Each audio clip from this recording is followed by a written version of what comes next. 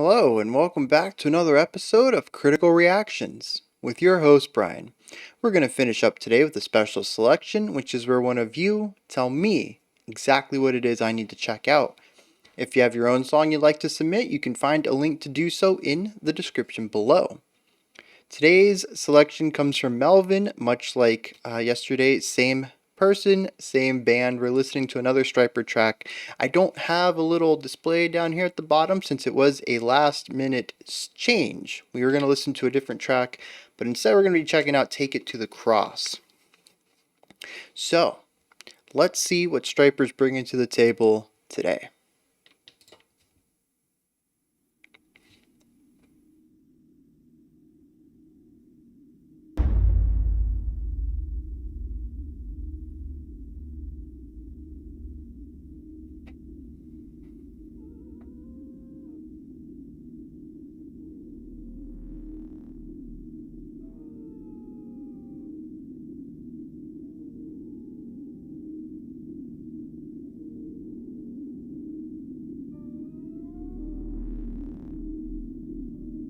Interesting.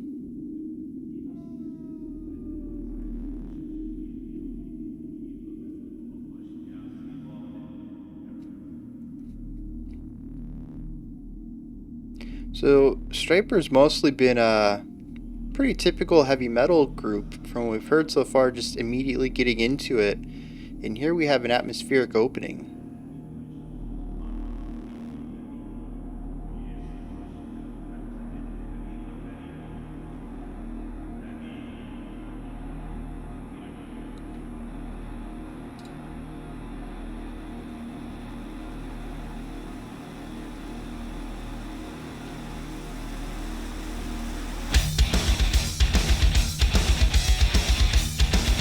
All right.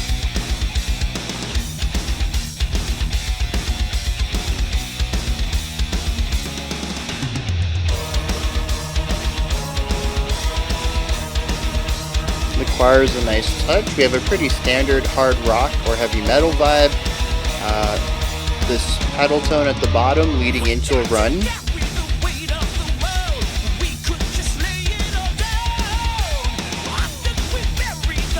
Really nice rhythmic synergy between the guitars and the vocals right here.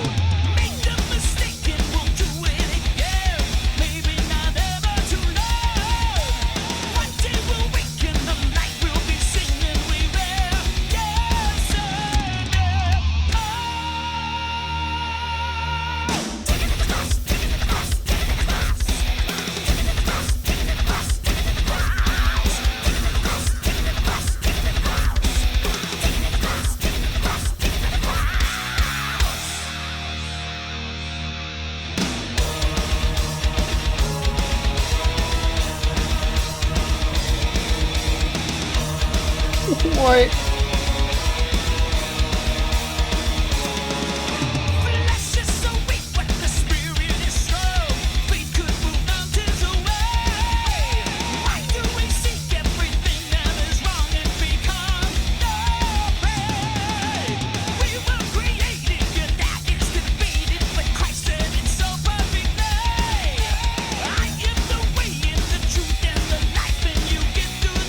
Alright, so yeah, we're back to a more religious topic as opposed to yesterday's more personal one.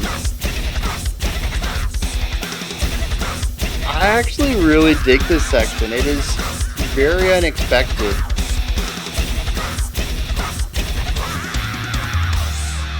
And again, just really strong rhythmic synergy between the guitars, drums, vocals.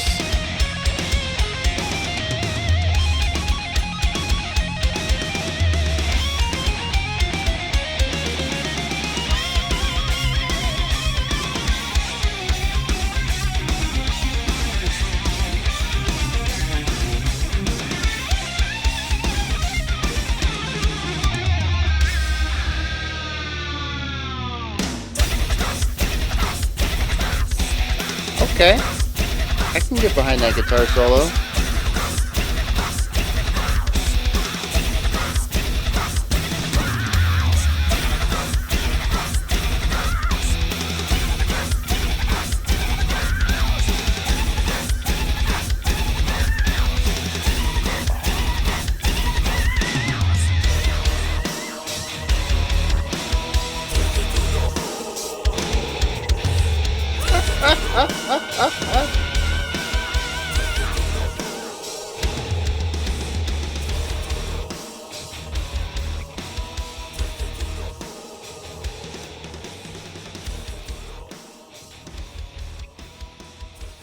Okay, though, no lie, I really like that ending. I really do. I wish they had done something a little more with that. I think it's fine as an outro. I don't think that there's anything necessarily wrong with that. But yeah, the chorus with the growl and then the shrill, higher pitched staccato line, I think all three of those together just works so well, more than I think it has any right to. Um, there's just something about it that is, it kind of moves a little bit into campiness. That just it works so well for me that it comes off as I don't know how to say this, but it is a bit dramatic. It is theatrical. It's way over the top, and that's kind of where I'm getting the campiness. But I mean, it still works.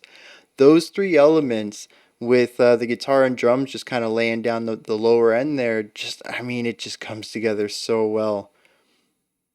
Mm. Yeah, this song comes out of nowhere. So I mean, this is very Stryper, right? This is exactly what I expect coming into a Stryper song. We have heavy metal guitar lines. We have drums that pretty much do some metronome stuff with some light embellishment, not a lot, really just kind of laying down the meter. I mean, the tempo and the meter. Yeah, just making sure that everybody stays in time. We have uh, vocals that are a bit higher pitched, really wide vibrato on them, just a very heavy metal style of vocal, and a pretty standard song structure. First chorus, guitar solo, outro chorus. And like I mentioned when we checked out Stryper's Yahweh last week, I think it was, um, they're a really good iterative band. And for those who are new to the channel, I typically, uh, you know, diversify music into innovative, where they're making new things. They're the first band to do something, and the more common iterative band, where they're iterating on an idea. And these guys just take the heavy metal, hard rock kind of style of playing and just do it exceptionally well. They're not really bringing a lot new to the table in the larger scheme of things. They're not making new genres or, merging heavy metal with anything else. They're just playing really solid, well produced, well written heavy metal music. In modern day, I mean, I think this is a 2018 track. Yeah. So, I mean, this song's only, I was going to say 2 years old. This song's only 4 years old. Why is 2018 so far away already? Um, Yeah, it's only a 4-year-old song, and aside from some of the production value, it feels like it could have easily come out decades ago.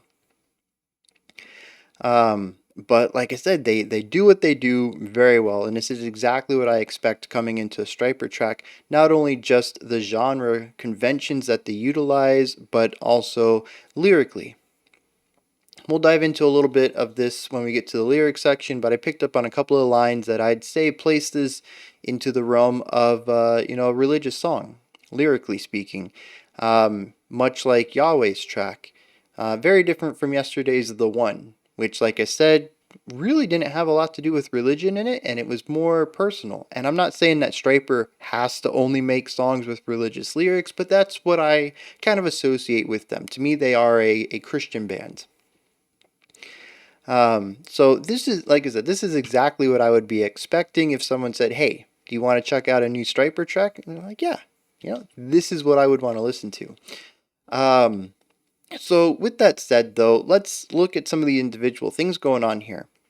The verse and the chorus, more so than I remember in Yahweh, are extremely lined up rhythmically.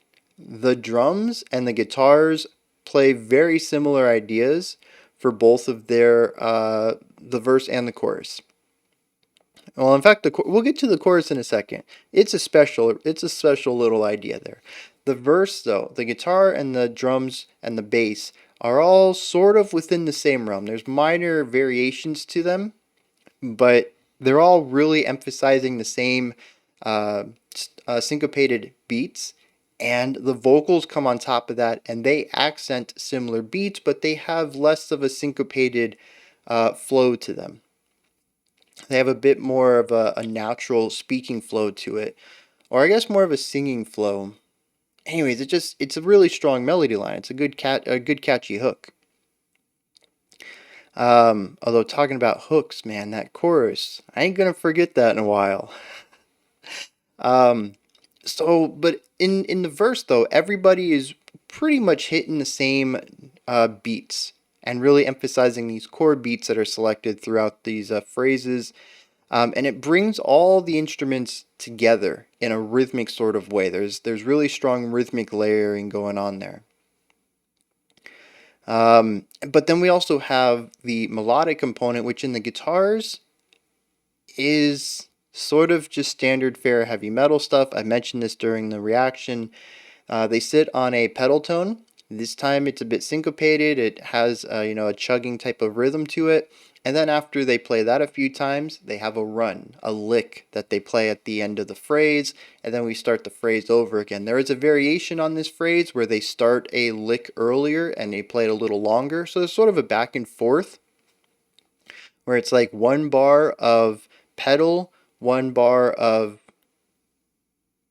riffing, and then half a bar of pedal, and then a bar and a half of riffing. And sort of just jump back and forth between these two ideas. It creates a full 4-bar phrase, though, if you notice that. One bar, half a bar, 1.5 bar. That's 4 bars. We get a pretty standard 4-bar phrase here, and we can even hear how that phrasing influences the way the lyrics are spoken. They also exist within these 4-bar phrases.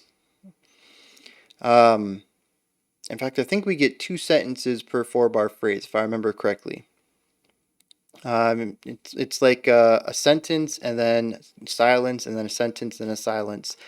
And there's your 4-bar phrase that lines up with what the guitars and the drums are doing.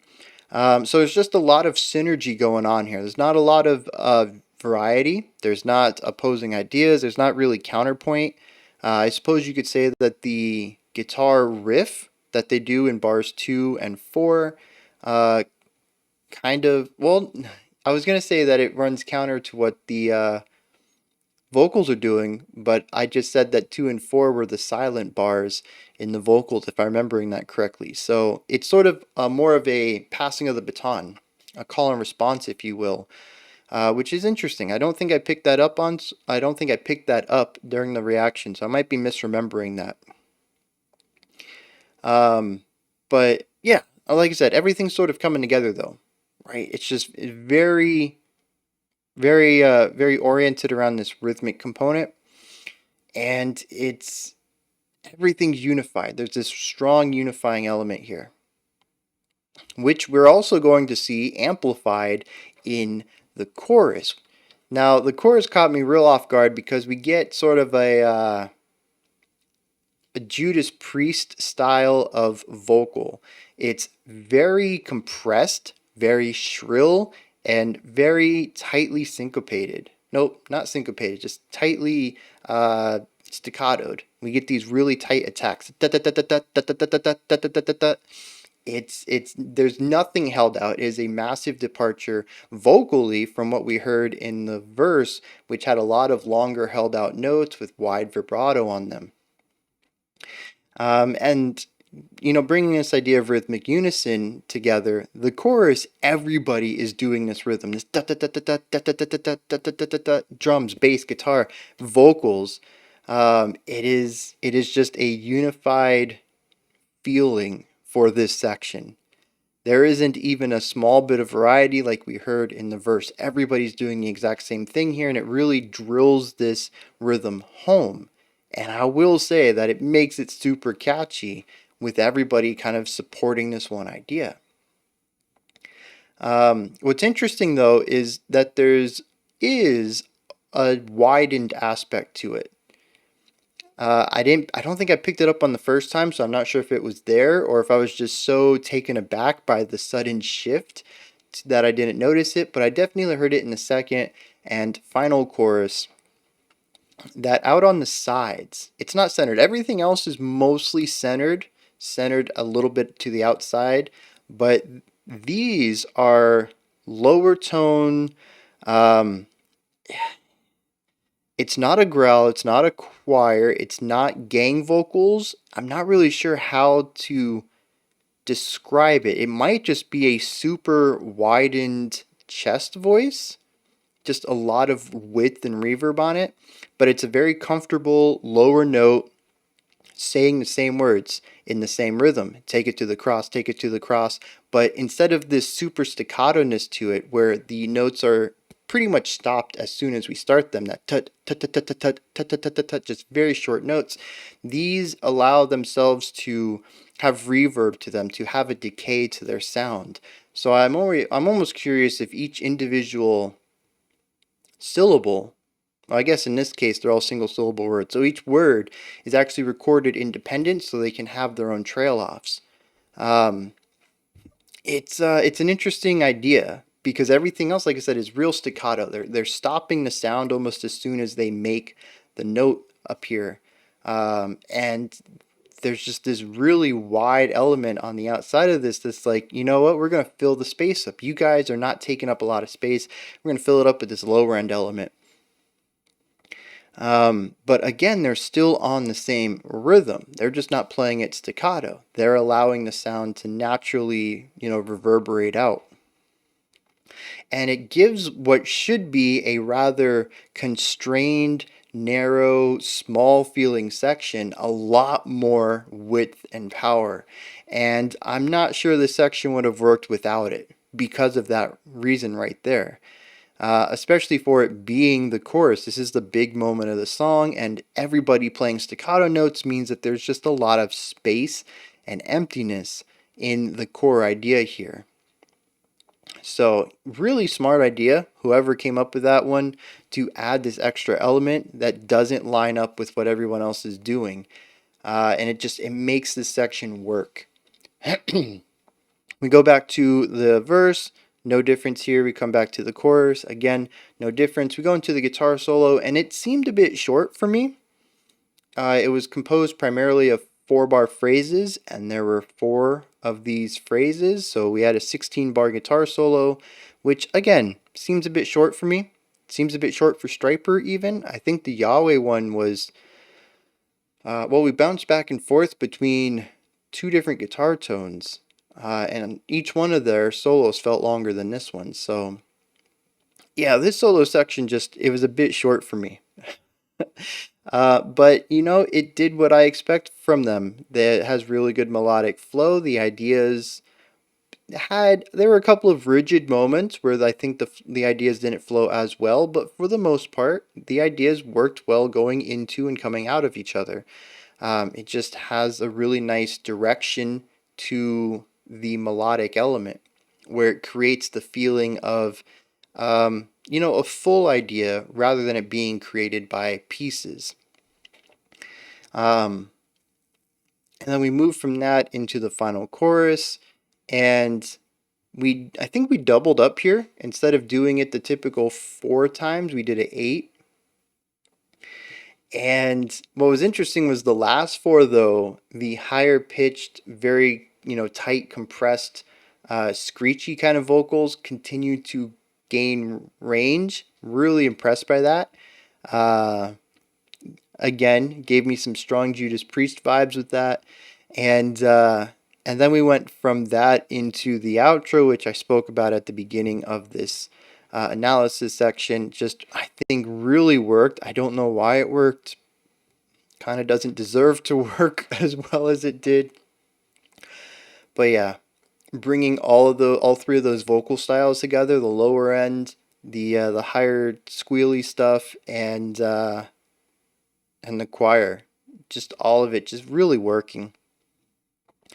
And then I think the only other thing I have to talk about here is the intro, which I think is just interesting. I don't know that it specifically added anything to the music. It was mostly all atmospheric, ambient kind of stuff. We had a thud, like something had hit, and then humming and buzzing and all sorts of just digital sounding sounds before coming into like a guitar feedback fade in that brought us into that opening riff with the choir. And like I said, I don't know that it added anything. It's interesting. I don't know if Stryper has done this before. I've never heard Stryper do this before, but again, this is only my third track from them, so I do lack quite a bit of experience speaking about their style. But it's not something I've heard, and I think it's interesting. I don't necessarily think it worked, but if it's the stepping stone they need to get the experience working with it so that their next attempt has a stronger correlation between it, I'm fine with that. Everybody's got to take baby steps. Anytime you're introducing a new concept into something you're used to, in this case, putting electronic music in your heavy metal, it's going to be a learning curve. It's not going to be perfect the first time, assuming this is the first time. But yeah, so I don't really have anything strong to say about it. It felt out of place, but I appreciate it for what it was doing. Maybe when we get into the lyrics, it'll make more sense. I don't know. Um, yeah, I think that covers all that. So let's head into the lyrics. Just a lot of take it to the cross. I seriously really dig that chorus though. I don't know if I'm weird. Maybe other people are like, yeah, man, that was great. I completely agree with you, Bryan. But like, I can understand if you didn't dig it. It did catch me off guard, but man, it's catchy. It's gonna be stuck in my head for a while. A little earworm. All right. Verse 1, we try to carry the weight of the world. We could just lay it all down after we've buried the hatchet within as we sink to drown. Make the mistake and we'll do it again, and maybe not ever to learn. One day we'll wake and the night will be seen and we will discern it all. Okay. I mean, it seems to be pretty surface level right here. We carry a lot of burden and we don't necessarily have to. We can make mistakes and learn from them, and maybe we won't. But one day we should wake up and see the night for what it is, right? And being that I believe this is supposed to be taken in a religious context, this could be, one day we'll see the light of God and understand, what the darkness is, and we'll be able to discern between the two. I think this is really leaned, and especially, we carry a great burden, but we don't have to. We could offset that to God. He can take care of our stresses for us. Otherwise we will sink to drown.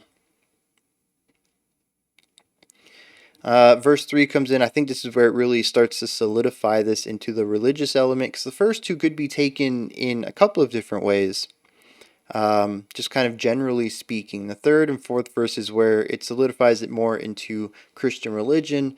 The flesh is weak, but the spirit is strong. Faith could move mountains away. Why do we seek everything that is wrong and become the prey? So we should be seeking God's guidance. He will, help us. He could help us move mountains. We have those burdens we were talking about from the opening. Um, you know, but instead we're seeking out, earthly vices, right? Material items. Uh, and then it continues, it says, we were created, yet that is debated. Interesting. Interesting bringing that in here. He says, but Christ said it so perfectly, I am the way and the truth and the life, and you get to the Father through me. So, you have to believe in me, and, I'll wash your sins away so that you can go to heaven and meet God. And that's what the whole thing is about, right? The whole song, take it to the cross. Take your sins, take your burdens, take your mistakes to the cross and see the light so that you may have eternal bliss in the afterlife in heaven. That's the whole song right here. And I mean, if Stryper is nothing else, they are very clear about what they're saying. They don't really hide behind too much metaphor. They make their message clear as day, and there's definitely an art to that. There, I don't know how other people read their lyrics. To me, they just come across as very sincere and passionate and not wanting to confuse people. They're not here to make a puzzle. I kind of see them in the vein of just being a musical preacher. They get their message across as clearly as possible so anybody can understand it because they truly believe in what they're preaching and they want people to, to go to their religion, to become Christians. Um, and for that, I mean, like I said, they do what they do very well. This is exactly what I expect when I check out a Stryper song. And they've been doing this for decades. You can tell there is just a real strong polish, a real strong. There's a great amount of polish to this track. Everything about it is just expertly done. Now, as for the lyrics tying into the music, I think I said this with Yahweh. There really isn't much of a thematic cohesion between the two. They are a heavy metal band. They are a religious band. They happen to make the two. They go together because that's the music they make and the message they want to send. I don't really see that there's too many elements here that tie the two together and strengthen one because of the other. It's just a jam that happens to have religious lyrics tied to it. Um, so yeah, a bit of a shorter reaction here, but I mean, Stryper does what they do, and it's a surface read for better or worse. Kind of makes these analyses a bit shorter, but there's also, like I said, it's easier to digest the music, which works very well for what I think their goal is in the creation of it. So, those are my thoughts on Stryper's Take It to the Cross. This is where you guys come in. Hit me up in the comments. Let me know what you thought of this. Let me know what you thought about the chorus, right? I'm real curious if I'm alone in just absolutely loving it, or if there's other people out there who, just really dig what they were doing in that chorus. I don't know. Maybe I'm just weird. Above the comment section, there's a description box, and there's a link for Linktree. It'll take you to this menu right here. It has everything related to the channel. You can join the Patreon, pick up some merch, follow me on Twitter, join the Discord community, a bunch of stuff. Go ahead and check it out. Above that, if you could, like, subscribe, and ring the bell. I greatly appreciate all three of those. All right, that wraps it up for today. We'll be back tomorrow, 5 p.m. Eastern Standard Time, 9 p.m. UTC. We're going to be looking at the final not rock or metal track this week and our creator request, which is where a band gets in contact with me and asks me to check out their music. All right, until next time, remember to be critical but not cynical of the music you listen to, and have a fantastic morning, afternoon, or evening whenever you choose to watch my videos.